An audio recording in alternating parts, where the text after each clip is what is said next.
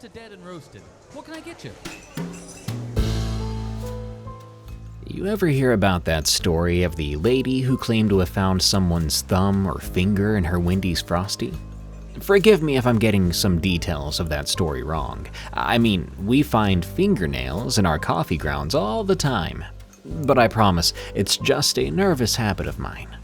Today's episode is a really fun one, with just 2 well-written and exciting true scary work stories. The first is a coworker's childhood memory of a snowstorm, and how they nearly were spirited away by something that wasn't human. The second is an epic tale of a handyman's most mysterious job ever, and the secret behind what he found under someone's house. Enjoy.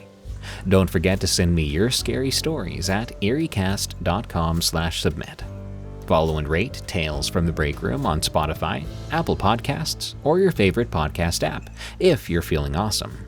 And consider signing up for EerieCast Plus at eeriecast.com/plus to support this show and unlock members-only exclusives like audiobooks, narrations, merch discounts, and ad-free listening. Prices go up permanently on January 1st. But those who sign up before that can lock in the current price forever, until you cancel. These are Tales from the Break Room. The Wrestling Trip, from LurkingMoonlight.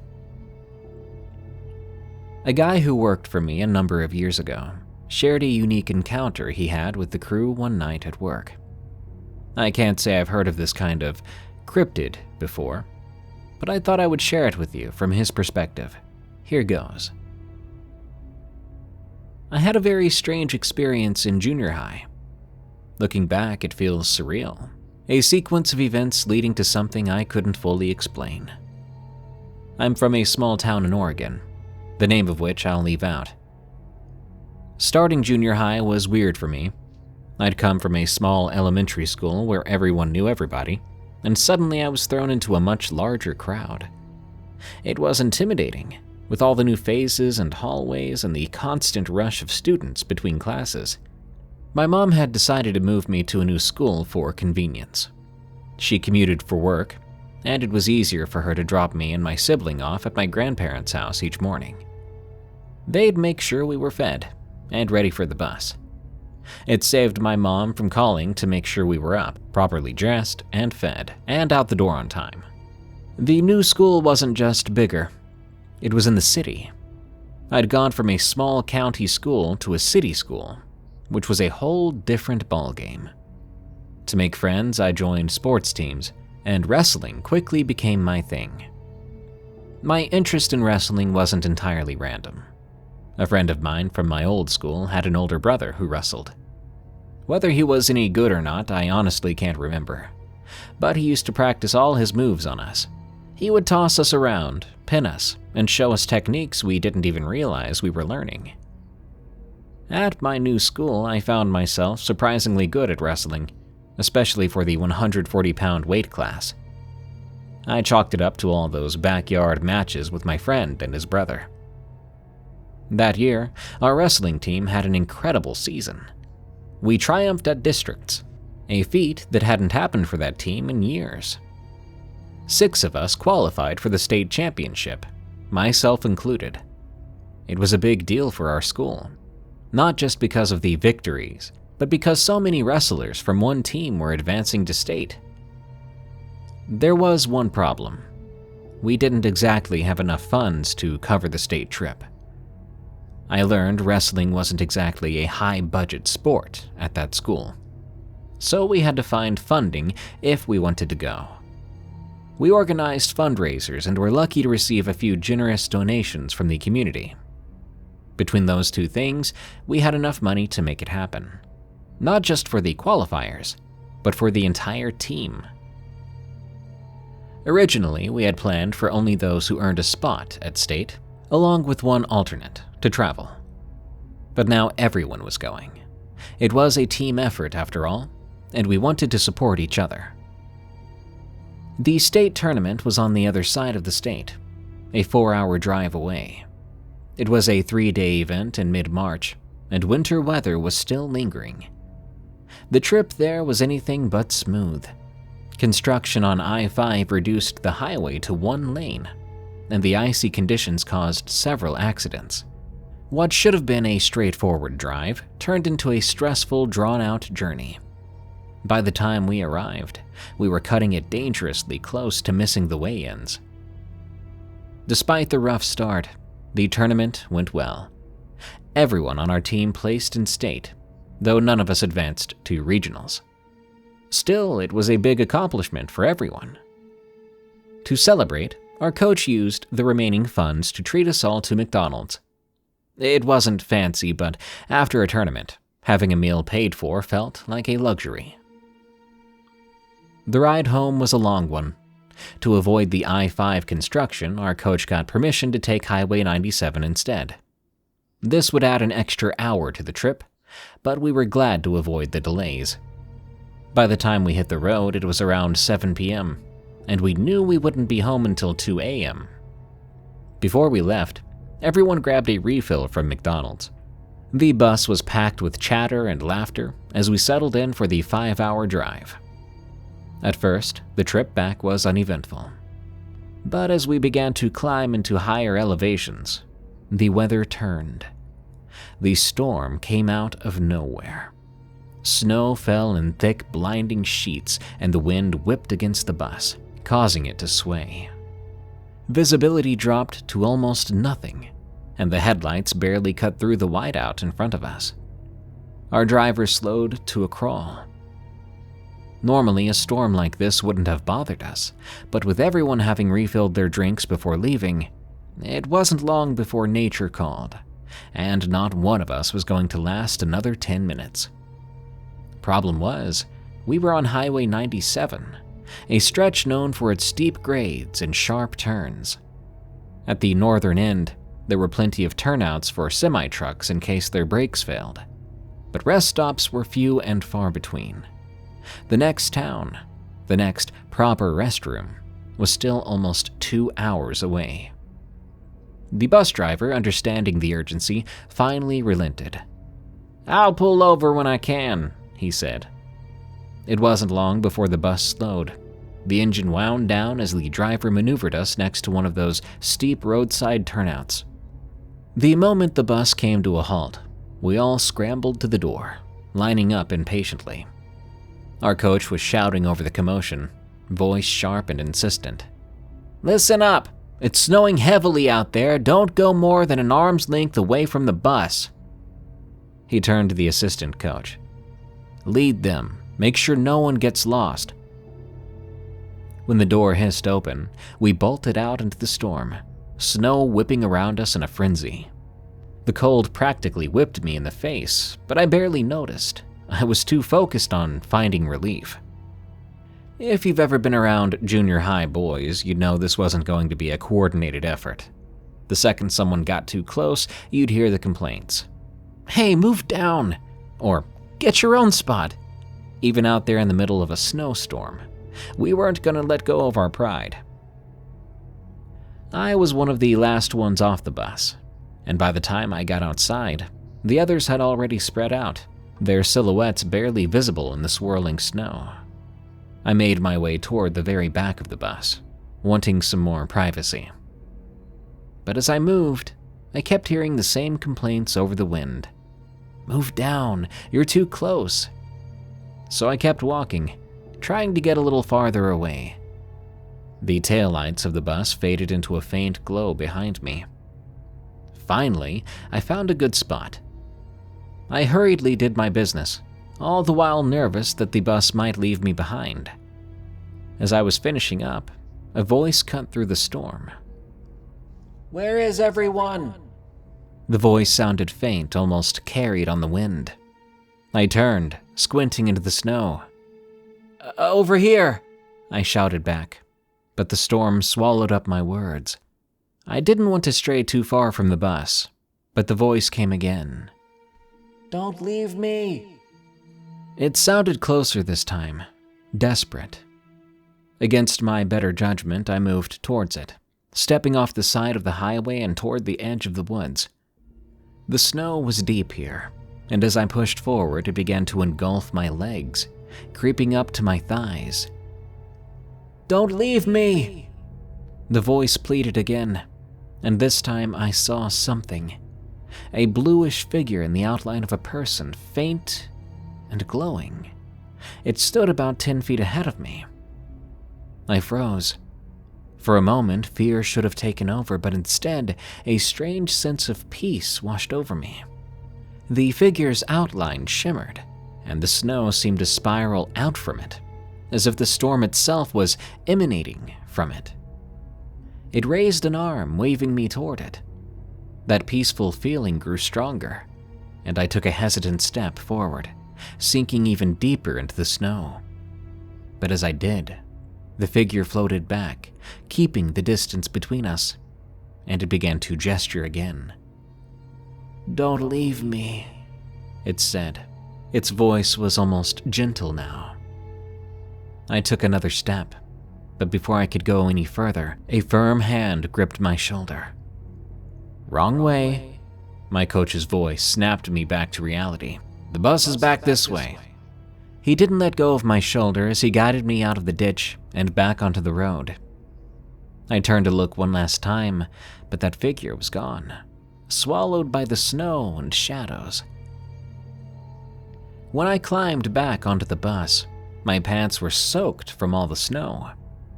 I plopped on over into my seat, shivering. Nick, the guy who was sitting next to me, gave me a sideways glance. "I thought we were going to have a casualty," he said, half smirking. The coach's voice boomed over the chatter. "Roll call, again."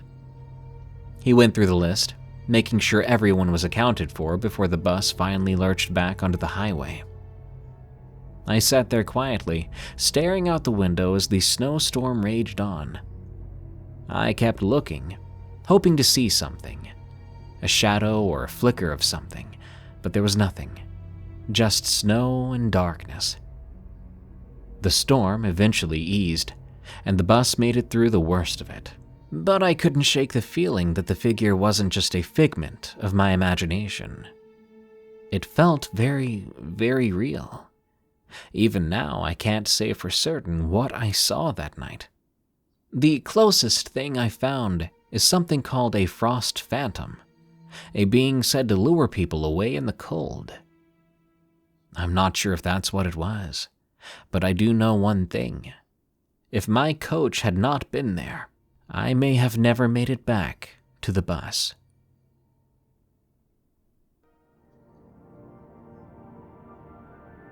Handyman, from Dark Lore 2. Back in 2014, during a series of chiropractic visits, my chiropractor, Jace, shared a story with me. What began as casual small talk soon unraveled into no ordinary story. I've written it from the perspective he shared, trying to stay true to the details as I heard them, presenting it as uniquely as it was told to me. Back in the day, I worked as a handyman. I can still fix just about anything. It's in my blood, I suppose, since my dad's a handyman too. Growing up, I spent countless hours helping him with projects he'd bring home, learning the ropes one job at a time. He had a knack for teaching, turning every task into a lesson, whether it was fixing a leaky faucet or building a set of shelves from scratch.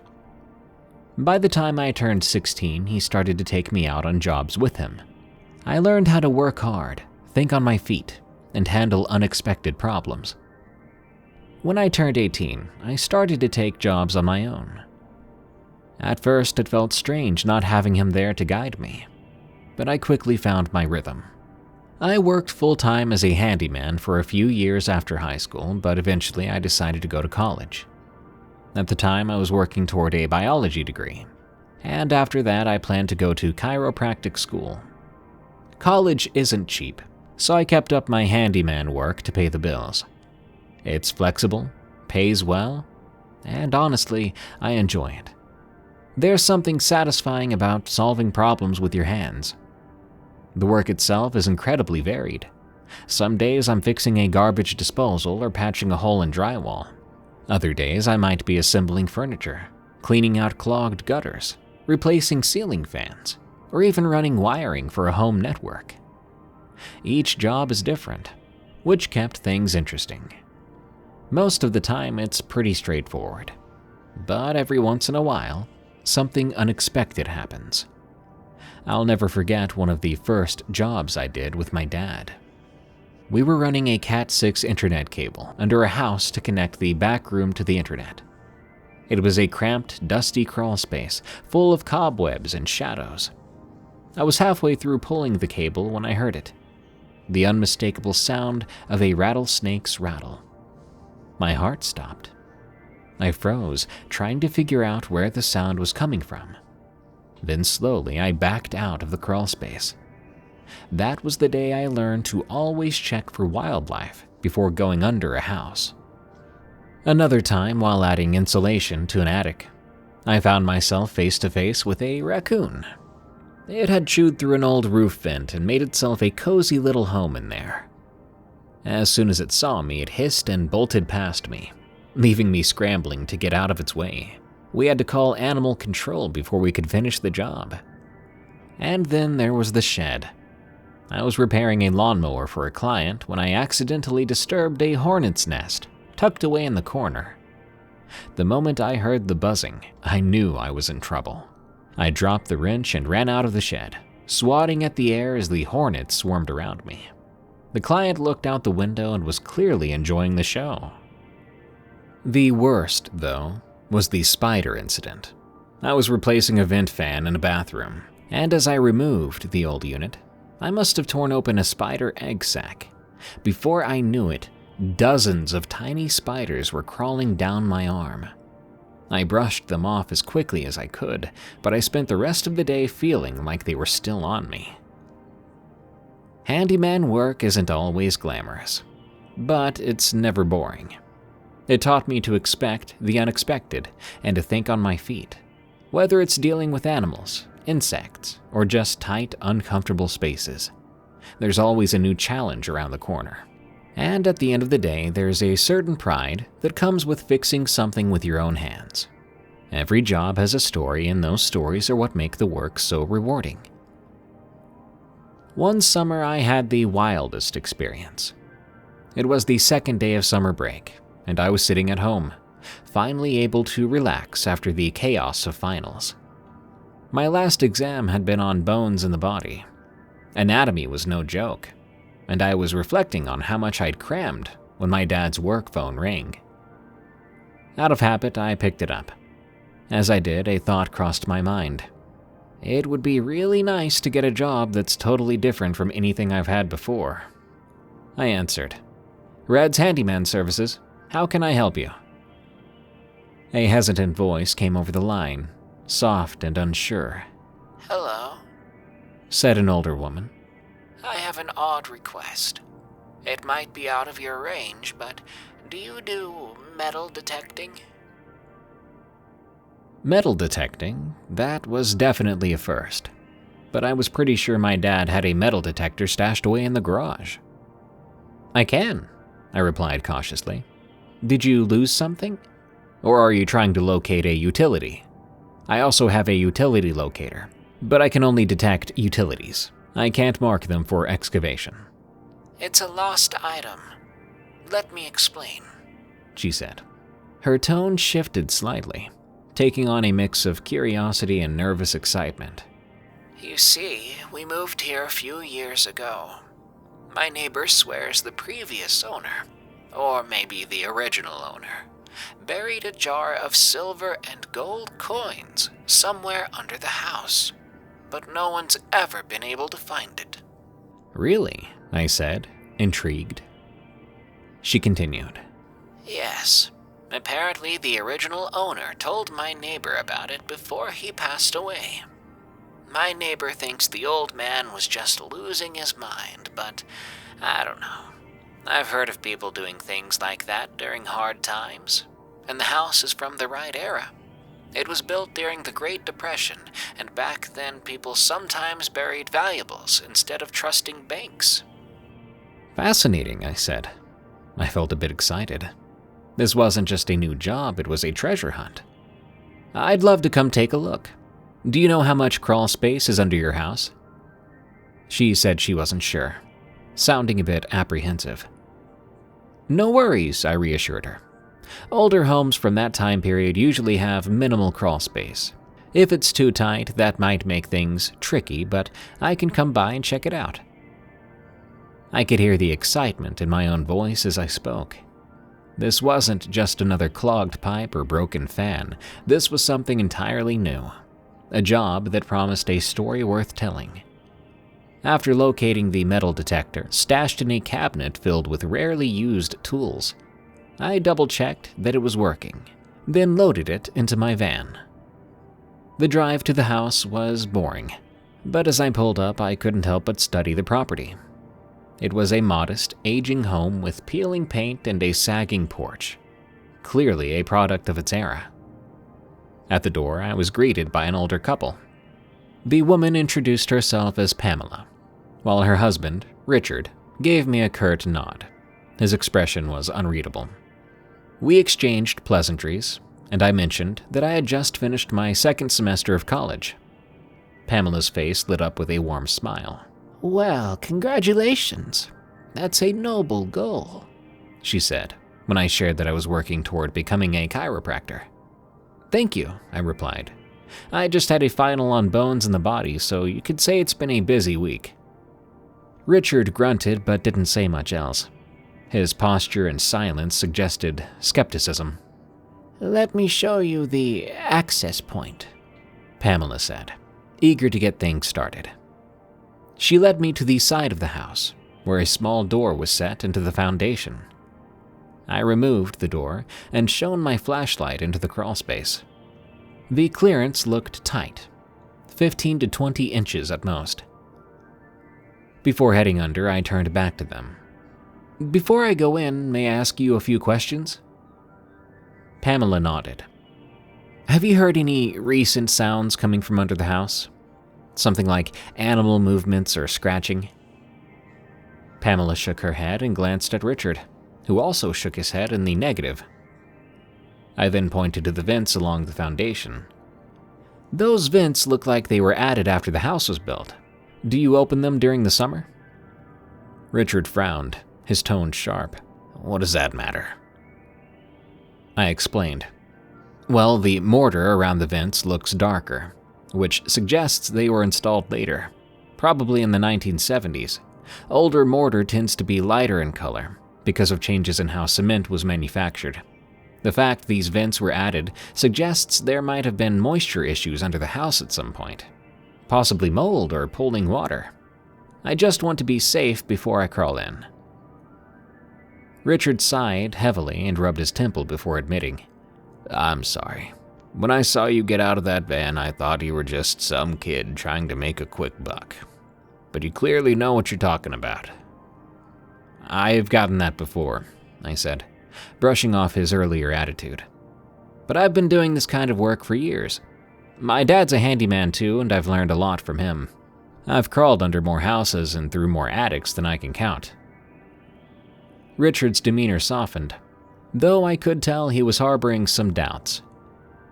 I asked a few more questions about the house, then suggested they consider removing the vent covers during the summer to allow better airflow through the crawl space.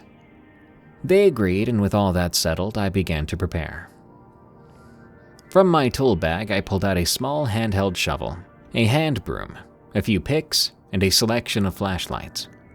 I donned my LED headlamp and gloves, then adjusted the metal detector, removing its shaft to make it compact enough for the tight quarters. Do you have any idea where you'd like me to start? I asked. Richard waved me off. Just do your thing. Pamela sighed, a touch of hope in her voice. Just cover the whole area and keep your fingers crossed. With that, I slid into the crawl space. The air was damp and earthy, and the clearance was just enough to move on my back. As I shone my flashlight around, I could see where soil had been disturbed, likely from repairs or settling over the years.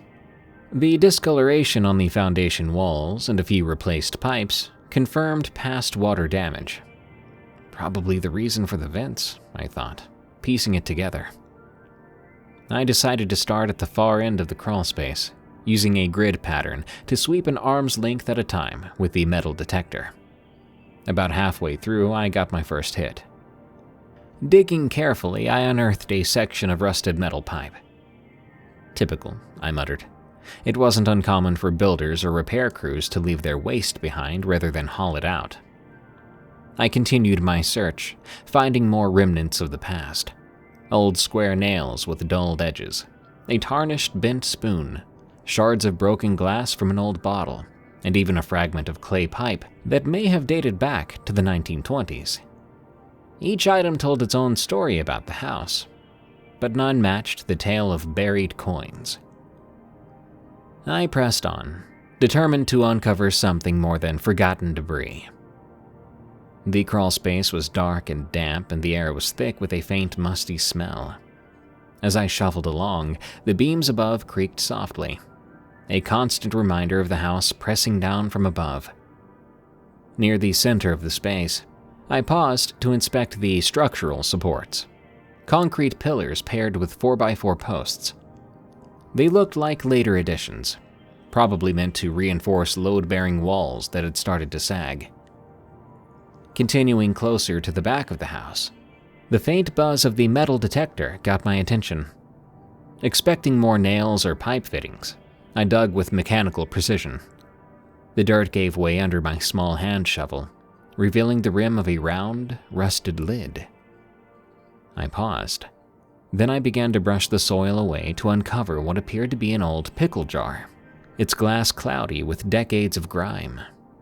My heart skipped a beat as I carefully freed it from the dirt. I turned the jar in my hands, trying to see inside. Through the hazy glass, I couldn't make out much, but I was certain it wasn't empty. Coins, maybe. I gave it a gentle shake, but whatever was inside didn't rattle. A wave of excitement rushed through me. Could the story actually be true? Sliding out of the crawl space into the sunlight, I held the jar up for Pamela and Richard to see. Pamela's face lit up instantly. "I told you, Richard," she exclaimed. "The story was true." Richard looked skeptical and crossed his arms. "Let's not get ahead of ourselves," he muttered. Pamela grabbed the garden hose, eager to wash off the grime. As the dirt cleared, she squinted at the glass, her excitement dimming. "Oh, that doesn't look like coins," she said hesitantly. "Just open it already," Richard snapped, impatient. The lid was rusted shut, both of them struggling with it before handing it to me. With a bit of effort, and a tool to pry it loose, I managed to break the seal. As the lid popped off, I handed the jar back to Pamela. She tilted it slightly, peering inside, her face twisting with confusion. What is this?" she murmured, her voice trembling. Richard grabbed the jar and dumped the contents into his hand. A dry, shriveled shape tumbled out. A human hand. The air around us seemed to grow still as we stared at the thing. The skin was tight and leathery, clinging to the bones beneath.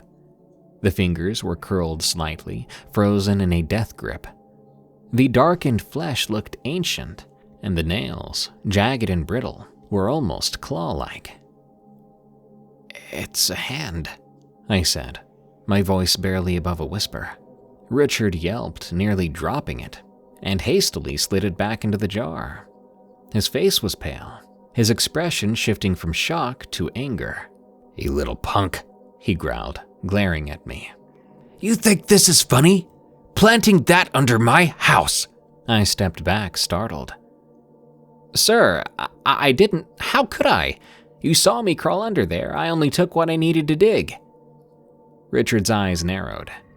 "Then where are they? Where are the real coins? Huh? What are you trying to pull?" "Richard," Pamela snapped, stepping between us. "Don't be ridiculous. There's no way he could have planted this under there." "It's him!" Richard insisted, pointing at me. He admitted he was studying bones in school. It's probably a hand from one of those cadavers. I couldn't help but laugh, despite the tension. A cadaver? It wouldn't be this dry and it would stink of formaldehyde. Pamela folded her arms. Richard, you're being senseless. It's obvious he found it under the house. Senseless? Yeah? Then why is there a hand buried under my house? I exhaled slowly, trying to stay calm. Look, I said, we can call the police. When they hear I found a human hand under your house, they'll probably want to search the entire property. If you've got nothing to hide, then... Let's not get hasty, Richard interrupted, holding up his hands. He stared at the jar and his face was pale. After a moment, he muttered, All right, Bone Doctor, what's your professional opinion? I hesitated and glanced at the thing. Honestly, I have no idea. This is my first time digging up, well, human remains. I caught myself and rephrased. Human parts. Who told you the story about the coins, if I may ask? Charles, Richard replied, jerking his thumb toward the neighboring house. But what's that got to do with anything? Well, if this really came from the Great Depression, maybe he knows more about it, I suggested. Richard grumbled but relented, stomping off to fetch the neighbor. A few moments later, an older man in his late 70s shuffled over, his cane tapping against the pavement. What's all the fuss about? Charles asked, his voice raspy. Then his eyes fell on the jar and his expression darkened. What in God's name is that? Charles croaked. That's what we're trying to figure out, sir, I said, my voice steady despite the tension in the air.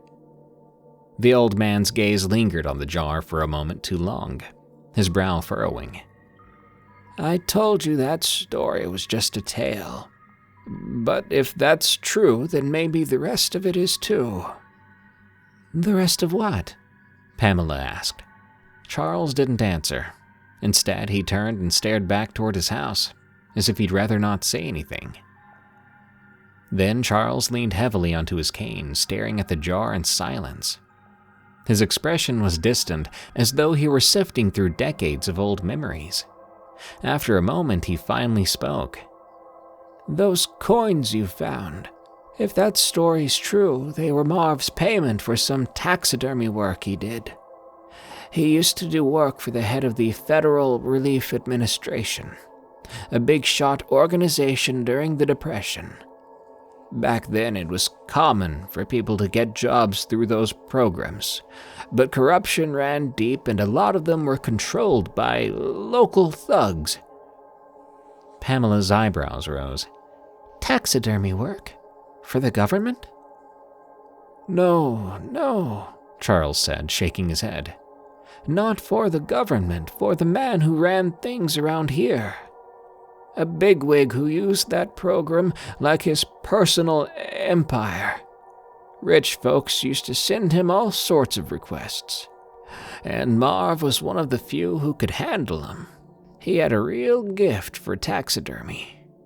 Birds, deer, exotic animals. Only the wealthy could afford that kind of work in those days. Richard frowned, leaning against the doorway. So what's it got to do with this jar? Well, Charles began, his voice dropping. Marv always had a bit of trouble because people knew he got paid in cash or gold, especially in a time when no one else had much of anything.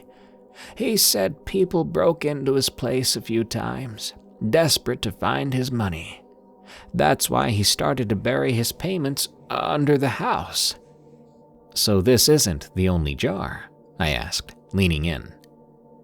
Charles nodded. That's what Marv always said.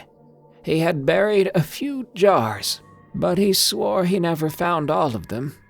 And there was one jar in particular. He called it the gold jar. He said a wealthy man paid him in old gold coins, some from the 1800s. Marv thought they were worth a fortune, and he buried them so deep He simply couldn't remember where. Pamela's excitement was palpable. So there could still be more jars under the house. Maybe, Charles said with a shrug. But I'll warn you, Marv said those coins brought him more trouble than they were worth.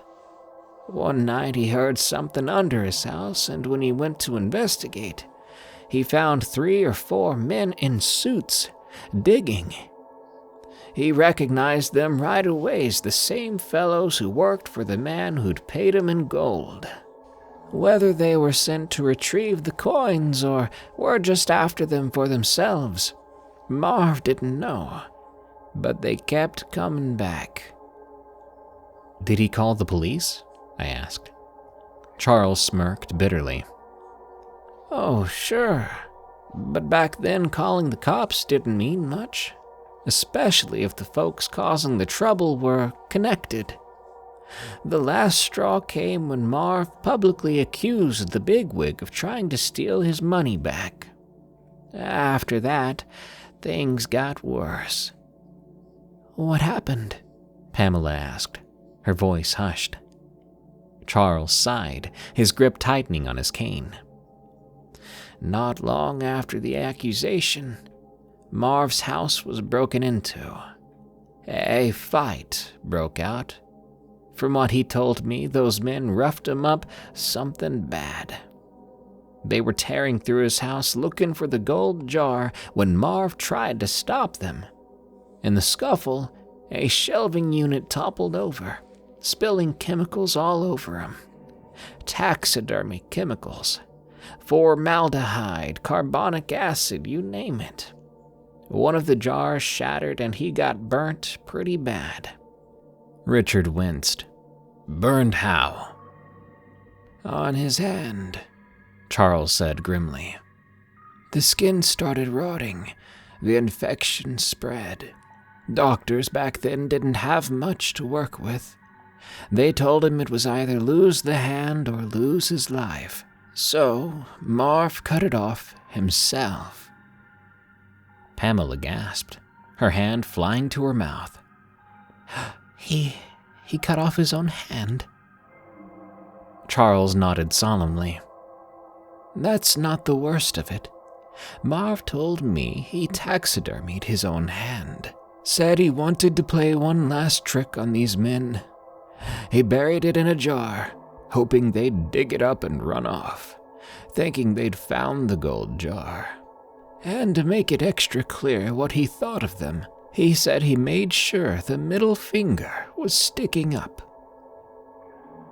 We fell silent. Charles then took the jar with the hand with a steady but oddly deliberate motion, turning it carefully in his grasp. He inspected it, as if it were some lost artifact of immeasurable value, though his expression was far from sentimental. Finally, he sighed, shaking his head slowly. I know his daughter, he murmured, almost to himself. If you like, I could call her, see if she, would like her father to be complete. He chuckled, but the humor didn't quite reach his eyes. Richard, standing nearby, folded his arms. Oh, well, I don't think we want this on our hands. He trailed off, realizing the unintended pun. A half smile tugged at the corner of his mouth, but it disappeared as quickly as it came. A handy man discovers a hand to hand it off, only for it to be taken off their hands, so it can exchange hands again, Charles said with a dry laugh, clearly enjoying this clever wordplay. Is that it then? I asked, my voice steady but edged with curiosity. Richard's gaze darted between us. No police, no hand, he said. Pamela nearly cut him off, her voice softer but resolute. Would you mind continuing the search, just to put my mind at ease? Richard's disapproval was palpable, but he finally relented with a begrudging nod. Fine. Peace of mind would be nice, I suppose. I crawled back under their house, determined to finish the job thoroughly. The crawl space was tight and the air was thick with the fresh smell of disturbed soil. I combed through the remaining areas with careful sweeps of my metal detector, unearthing nothing but the usual construction debris. I found no more jars, no more mysteries. Pamela thanked me warmly when I emerged, though Richard offered little more than a curt nod. They paid me the agreed amount, and I left, feeling a strange mixture of relief and lingering unease. When I got home, I recounted everything to my dad over dinner. His reaction mirrored my own disbelief. "A hand? Really?" he asked, setting down his fork. "Yeah, a hand," I replied, explaining how Charles intended to give it to Marv's daughter. Dad shook his head, muttering something about how nothing in this line of work surprises him anymore. For the next few weeks, I tried to put the experience behind me. But as luck, or some twisted algorithm, would have it, ads for taxidermy supplies began flooding my phone. At first, I dismissed them, but the constant reminders nagged at me. One day, while taking inventory of our supplies, curiosity got the better of me. I silenced yet another ad, then typed Marv Taxidermy, along with Pamela's address, into my browser. Several articles popped up, though none seemed particularly useful. I tried searching the local newspaper's archives, sifting through pieces about Marv's work and the animals he preserved. Nothing hinted at the jars, the coins, or his supposed dismemberment. Then I found his obituary. It included a photo of him taken later in life. He appeared to be in his 40s, smiling warmly for the camera. The article listed his surviving family members, including his daughter. At this point, I wasn't entirely sure what I was looking for, but a thought struck me. If his daughter had been contacted about the hand, she might have posted something on social media. I searched her name on Facebook and scrolled through her profile. Recent posts revealed nothing unusual, but I did notice an album titled Family Photos. Clicking on it, I began scrolling through images. Weddings, camping trips, church outings. The photos were older, likely scanned from prints. One picture caught my attention. A large taxidermied black bear. The caption read, "My father was so talented. I remember helping him work on this bear." I scrolled further, slowing as the images became increasingly intriguing. Then I saw it. A black and white photograph of Marv standing in front of a taxidermied mountain lion, holding a placard. The caption read, "My father receiving an award from the National Taxidermy Society." Zooming in on the placard, I couldn't make out the text, but something else caught my eye. Marv's hands, both hands. He was clearly gripping the award with two hands. I froze, staring at the photo. This couldn't be right. Charles had said Marv lost his hand when he was young. Yet there he was, older, with both hands very much intact. My pulse quickened as I stared at the image. Something didn't add up. Was Charles lying? And if so, why? Was the story about the jars, the coins, even the hand, all a fabrication? Or was there something far darker hiding beneath the surface? I decided it was time to take a more proactive approach. Hoping to find some leads, I headed to the local police station. To avoid raising any suspicion, I figured I'd frame my inquiry as research for a college paper. Walking into the station, I tried to act casual, but inside I was pins and needles. I approached the front desk and smiled at the officer on duty, a tired-looking man who barely glanced up from his computer. "Hi there," I said, keeping my tone light. "I'm a college student working on a criminology paper. I was wondering if you could help me out with some research." I pulled out my college ID and showed it to him. The officer finally looked up, eyebrows drawing together slightly. "Depends.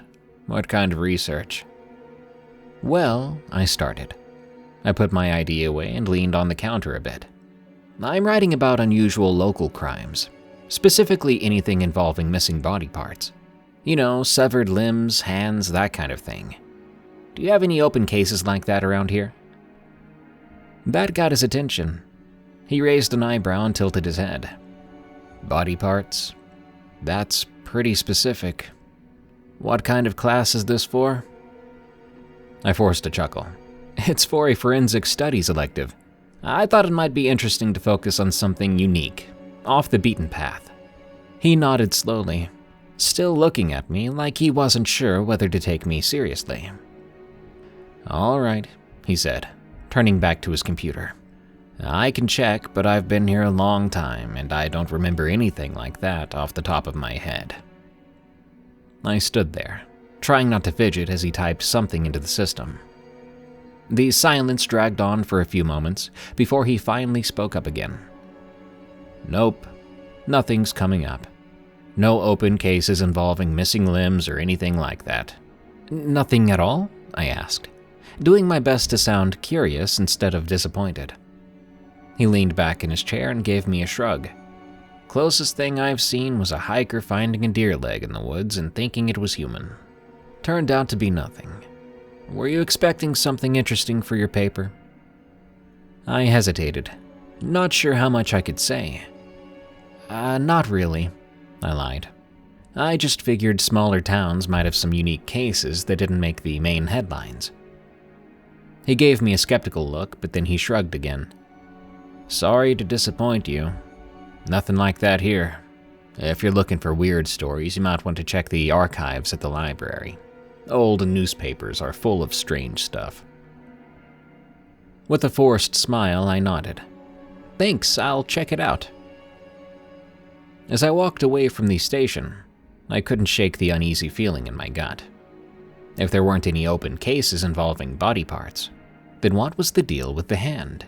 If it wasn't tied to a crime, what was it doing buried under that house? And why was Charles so eager to take it? Nothing about this made sense, and I was starting to wonder if I was digging myself into something I wasn't ready for. I decided to reach out to Stacy. That was the name of the daughter of the former homeowner. I did so through Messenger. I introduced myself and tried to keep the tone casual, explaining the situation as simply as I could. Hi, Stacy, I wrote. I'm doing some work at your dad's old house for the current tenants. They're thinking about putting in a basement and asked me to look into whether there's ever been any major activity under the house, like a big leak or structural issue. Charles, the neighbor, mentioned there might have been some history there, and I thought you might know more. Her reply came pretty quick. It might be faster if I call you.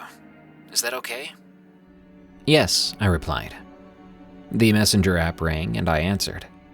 We exchanged pleasantries before she got to my question. I don't know about anything like that. My dad never mentioned any major leaks or anything under the house. I probed a little more. That's good to know. Charles seemed pretty confident about there being some kind of issue down there, but I guess it's nothing. By the way, did he know your dad well? Her response took a little longer this time. When it came through, it surprised me. Oh, Charles. Let me just say he's not exactly a great guy. He and my dad argued all the time. After my dad passed, he even tried to buy the house from me. It felt disrespectful. I sold it to the current tenants instead because I thought they'd take good care of it. Selling it to him would have upset my dad. That threw me for a loop. That is just so weird. I hesitated back. What's that? She inquired. I decided I couldn't beat around the bush anymore. She sounded sincere and honest in her tone, so I took a deep breath. Stacy, there's something I need to tell you. She asked what was going on. I felt my body freeze up for a moment before I replied. I've done some investigatory work on your dad's house a while back. While working under the house, I found something strange. There was a jar buried down there, and in the jar, there was a severed hand. Her response was immediate. A what? A human hand. It was dried out, like it had been there for a really long time. I thought you might know something about it. There was a pause for a moment. Well, my dad used to tell stories about a rumor that went around about how everyone thought he buried coins under there. But he never mentioned burying anything. But after we found the jar, the current tenant brought Charles over. He claimed your dad was missing a hand, and said the hand in the jar must have been his. That's not true. My dad had both hands when he passed. I even have pictures to prove it. I felt my stomach turn. I have a feeling something's not adding up. Charles took the jar, saying he was going to contact you to return it. But now I'm wondering if he's involved in something shady. Her tone shifted to serious.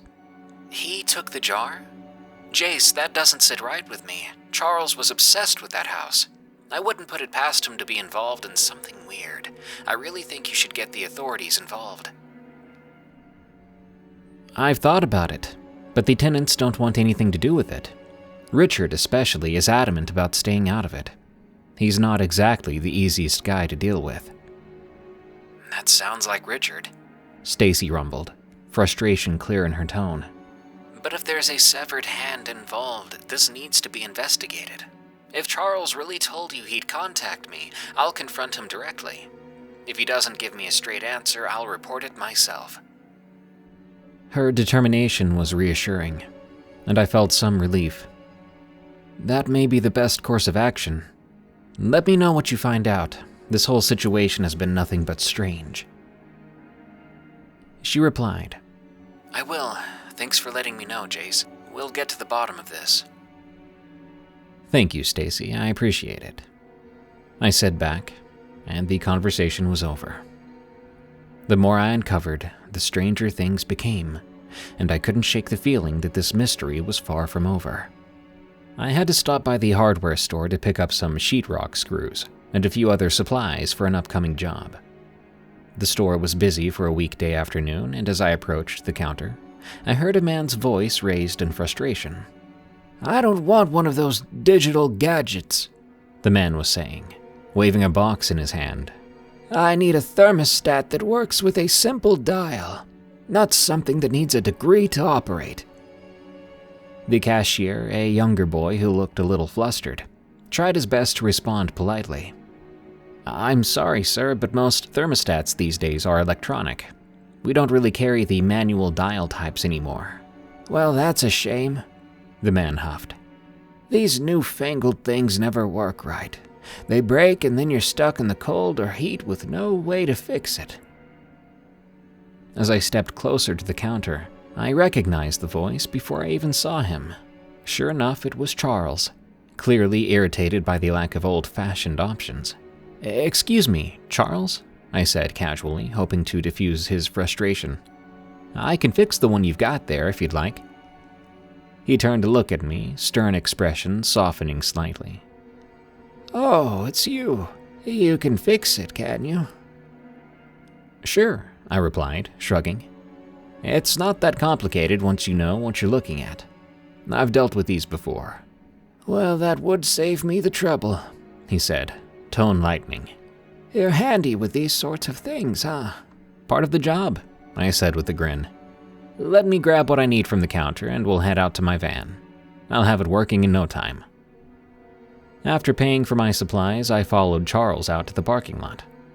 Once there, I opened the back of my van and started to pull out some tools. So how'd it go with returning that hand? I asked casually. Charles gave me a pleasant smile, though it felt forced. Oh, it went fine, just fine, he said, nodding. I reached out to the daughter, what's her name, Stacy, and she was happy to get it back. Said it brought her some closure. That's good to hear, I replied, pretending to focus on the tools in my hand. Funny thing, though, I actually reached out to Stacy myself just to follow up. Turns out she hadn't heard anything about this hand. Charles' demeanor changed instantly. His pleasant smile disappeared and his eyes narrowed. You did what?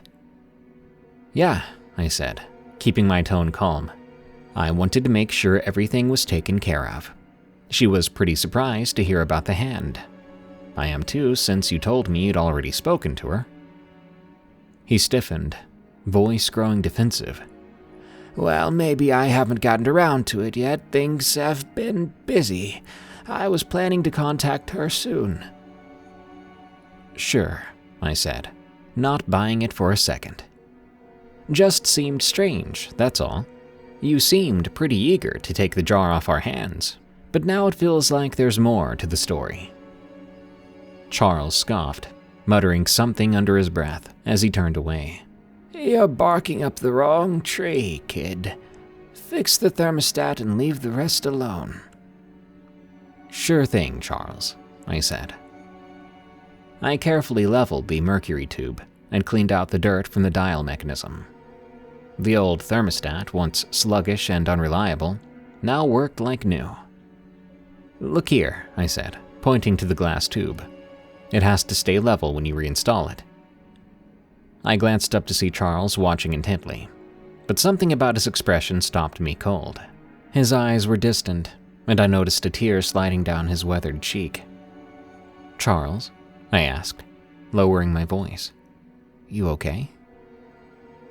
He blinked rapidly and turned away, shoulders stiff. It's fine, he muttered, but the tremor in his voice betrayed him. I hesitated, then decided to address what had been gnawing at me. The hand, I said gently. I can't stop thinking about it. There are no open investigations, I checked. But the feeling of finding it buried like that, it's eating away at me. And I think it's eating away at you too. Charles spun around, face suddenly alive with anger. How dare you? He barked, voice shaking. How dare you bring the law into this? I suppose they'll be knocking on my door next, won't they? No, I said quickly, holding up my hands. No police are coming, I just want the truth. And so does Stacy. Can you imagine growing up only to find out something like that was buried under your home? She deserves to know. His anger deflated as quickly as it had appeared, leaving him slumped and defeated. His voice cracked as he spoke. My family is innocent in this matter, he muttered, almost to himself. You hear me? Innocent. I stepped closer, keeping my voice calm. Innocent in what matter? Look, no police are showing up. I only asked in a roundabout way. I just want to understand. Charles dropped heavily onto a nearby bench, hands trembling. For a long moment, he didn't speak. Then finally his voice came, low and bitter. You think you want the truth, but you don't. The truth ruins lives, Jace. It ruined my family once already. I stayed silent, sensing he needed some space to get the words out. After a long pause, he went on. That hand belonged to Clarence, my father. He wasn't a good man, Jace. He worked for the rich during the Depression. A thug for hire. He had heard rumors about the coins Marv buried and decided he was going to take them for himself. Over and over he went after them, trespassing on Marv's property no matter how many times the law was called. And Clarence didn't stop. And Marv warned him? I asked quietly. Charles nodded, face twisted with a mixture of pain and anger. Marv warned him plenty. Told him he'd take his hand if he ever came back. And, well, my father didn't listen. The last time, he got caught in the act, and Marv did what he had to do. He took Clarence's hand, left it there for others to find. A warning to anyone else who thought about stealing from him. Why bury it in a jar? I asked, my voice barely above a whisper. To keep it, preserve it as a scare tactic. Marv's way of making sure no one came snooping. And if they did, they got scared off," Charles replied. "It worked. Nobody but you ever found that jar." I couldn't hide my shock. "And you've been protecting this secret. Why? Why not tell the truth?" Charles' eyes burned into mine. "Because it's my family's shame. Clarence was my father, but what he did, what happened, I've spent my whole life trying to hunt it down. I couldn't let Stacy or anyone else dig this up." I pressed. "But I dug it up. And now that it's out, don't you think she deserves to know?" "She deserves to remember her father as a good man," Charles said firmly. "Not as someone who cut another man's hand off and used it as a scare tactic. He was protecting his home. Once she finds that out, she might start speculating about other things he might have done besides taxidermy. At least, that's what I thought when I found out." "When did you find out exactly?" I asked. Charles sighed. "I was 16. My dad always told me he'd lost it in an accident, which I guess is sort of the truth. But one night I pressed him for details about the accident, and he just came out and told me. He never mentioned the name of the taxidermist, but over time I pieced it together on my own." "So the whole neighbor bit, living next door to Marv, that's just a coincidence?" I asked, hoping for clarity. He shook his head. "No coincidence. When my house went up for sale, I bought it, thinking it was Marv's. I really want his house. For a long time, Marv didn't know who I was and things were fine. But when he finally figured it out, well, the pleasantries disappeared pretty quickly. Even though everything was in the past, it was like we both felt the weight of it all over again." There was a brief pause before Charles breathed deeply, as if unburdening himself for the first time. "If you want closure, go to the graveyard on the north side of town, the second section right behind the funeral home.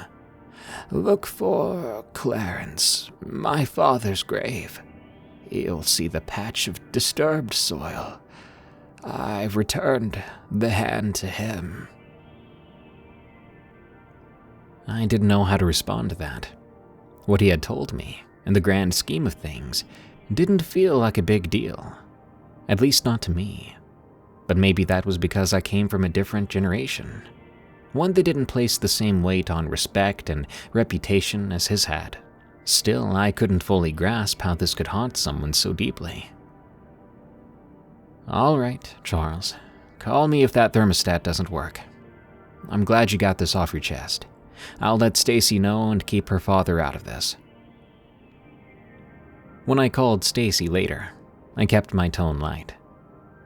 "Hey, Stacy, I wanted to let you know after we got off the phone I bumped into Charles at the hardware store." Did you figure out what it was all about? She asked. "Yeah, kind of," I replied, carefully choosing my words. "It turns out the hand wasn't tied to your dad at all. It was Charles' dad's hand. And it was buried there from someone looking for the coins rumored to be under the house. He lost his hand in a mill accident and someone hand-napped it, burying it under there. Charles bought the house he's living in, thinking it was your dad's house so he could recover the hand." Stacy let out a breath. Well, that's a relief. And what a horrid prank over a rumor. I'm surprised my dad didn't know about it. I naturally replied.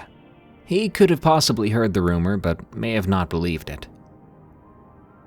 That's probably why Charles was not so nice to my dad. Maybe he asked about it and my dad just dismissed him. You never know, I said. She thanked me, saying that I didn't have to do all of this. I gave a light laugh and replied, I kind of had to, after unearthing that thing. But now we know, Take care. she said as she hung up. A few years later, I saw Charles' obituary in the paper. I couldn't help but feel a pang of sadness. At least he'd passed after finding some sense of peace, or so I hoped. But as I read the obituary more closely, I froze. Charles' real name wasn't Charles at all. It was Frederick. The obituary listed his parents, and his father's name wasn't Clarence. But I knew that was Charles. I recognized the photo. That was him. My mind raced with questions. Who was he really? Did Marv know the truth about him? If Clarence wasn't his father, then whose hand was in that jar? Was the hand even buried where he said it was? Or was that just another lie? Perhaps I'd been played all along. The mystery I thought I'd solved suddenly unraveled, leaving me with more questions than answers. In the end, some mysteries just can't be solved. Maybe they weren't meant to. They're there to just linger at the edge of your thoughts, haunting your mind forever. The moral of this story is that the past doesn't always give up its secrets.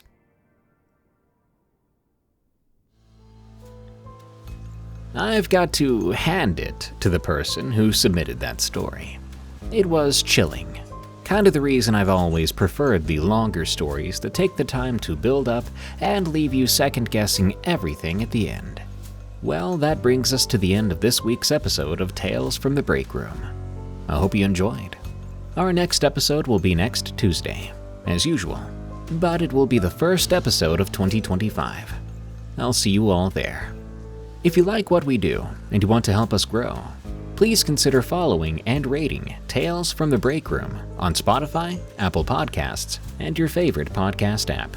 If you want some extra content, including ad-free listening, merch discounts, early access to and bonus content of my creepypasta narrations, sign up for EerieCast Plus at eriecast.com/plus. This is your last day to sign up and lock in the current low price forever, or until you cancel. Because January 1st, prices jump up to $4.99 a month or $49.99 a year. Thank you. And as always, you can submit your true scary work stories at eriecast.com/submit. I'll be clocking out now, but don't you worry. I'll be clocking back in again real soon.